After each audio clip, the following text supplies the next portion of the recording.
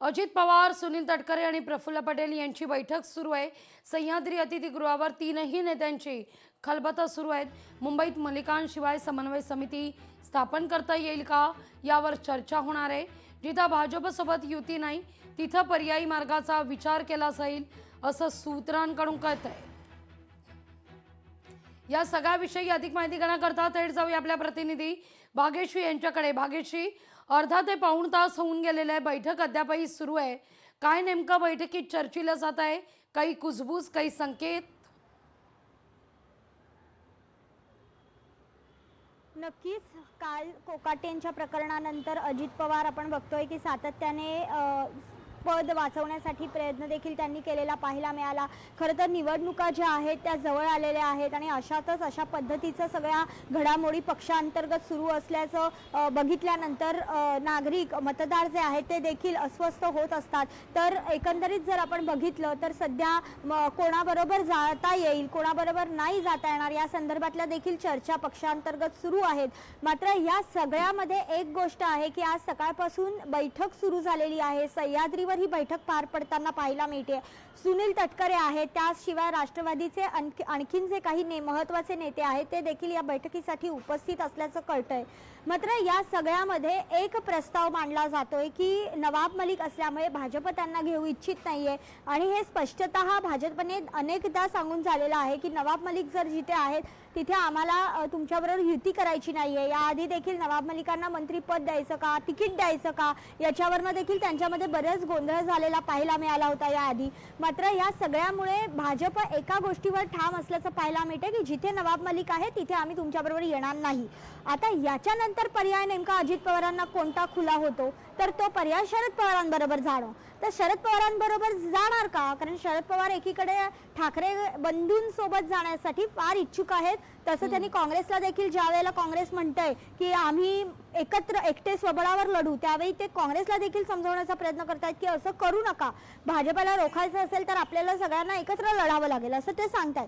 मग अशा परिस्थितीमध्ये शरद पवार अजित पवार जरी इच्छुक असले तरी शरद पवार इच्छुक आहेत का, ते त्यांना एकत्र घ्यायला तयार असतील का, या सगळ्या विषयावर आता चर्चा ज्या आहेत त्या अजित पवारांकडनं सुरू आहेत। नेमके गणित मांडणं जी असतं ती भूमिका सध्या अजित पवार करताना पाहायला मिळत आहेत। एकीकडे त्यांच्या मंत्रिमंडळात चाललेला खळबळजनक एक घडामोड आणि दुसरीकडे महापालिका निवडणुकीवर आपली सत्ता येण्यासाठी एक सुरू असलेला प्रयत्न, त्यासाठी केलेली चर्चा, असं दोन्ही बाजूने सध्या अजित पवार प्रयत्न करताना पाहायला मिळतात। त्यामुळे नेमकं आता या चर्चेदरम्यान काय निघतंय हे बघणं महत्त्वाचं ठरणार आहे।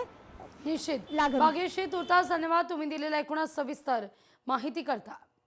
माणिकराव आता बिनखात्याचे मंत्री आहेत। कोकाटेंकडून मंत्रिपदाचा पदभार काढून घेण्यात आलाय। कोकाटेंकडून सर्व खाती काढलेली आहे। क्रीडा, युवा कल्याण, अल्पसंख्याक खाती ही काढण्यात आलेली आहेत। रात्री उशिरा या सगळ्या संदर्भात निर्णय झालेला आहे। त्यामुळे कोकाटे आता बिनखात्याचे मंत्री असतील अशी माहिती आता समोर येते। कोर्टाचे दोनदा निर्णय येऊन सुद्धा जर देवेंद्र फडणवीस यांनी माणिकराव कोकाटेंचं फक्त खातं काढलं असेल तर हा खूप चुकीचा संदेश गेलाय। आताच्या घटकेला आम्हाला काही फरक पडत नाही, भ्रष्टाचारात आम्ही सगळ्या आमच्या युतीच्या लोकांना पाठीशी घालणार असाच संदेश आज त्यांनी महाराष्ट्राला स्पष्टपणे दिलेला आहे। आताच्या घटकेला खरं तर विधिमंडळाकडनं तात्काळ कारवाई करून यांची आमदारकी रद्द होणं, त्यांचं मंत्रिपद रद्द होणं हे अपेक्षित होतं, त्यांच्यावर अटकेची कारवाई होणं हे अपेक्षित होतं। पण हे जर केलं नसेल तर देवेंद्र फडणवीसांना याच्या पुढच्या येत्या काळात ज्या निवडणुका आहेत त्याच्यात लोक योग्य ते उत्तर नक्कीच देतील। माणिकराव कोकाटेंची प्रकृती स्थिर आहे। कोकाटेंना उच्च रक्तदाब आणि श्वसनाचा त्रास होतोय। आज डिस्चार्ज देण्यासंदर्भात माहिती समोर येणार असल्याची चर्चा आहे। कोकाटे यांच्यावर सदनिका घोटाळ्या प्रकरणी अटकेची टांगती तलवार आहे। मुळात लीलावती रुग्णालय प्रशासनाच्या कारभारावर काही सवाल लोकशाही मराठीनं उपस्थित केलेले आहेत। पाहूया लोकशाही मराठीचे सवाल। कोकाटे रुग्णालयात दाखल असताना मेडिकल बुलेटिन का नाही? दुसरा मुद्दा, कोकाटेंबद्दल रुग्णालय प्रशासन कोणती माहिती लपवतंय? कोकाटेंवर उपचार करणारे वैद्यकीय अधिकारी माध्यमांपासून काय लपवतायत? कारवाई टाळण्याकरता VIP का घेतात लीलावती रुग्णालयाचा आसरा? VIP ना आसरा देणाऱ्या लीलावती प्रशासनावर कधी होणार कारवाई?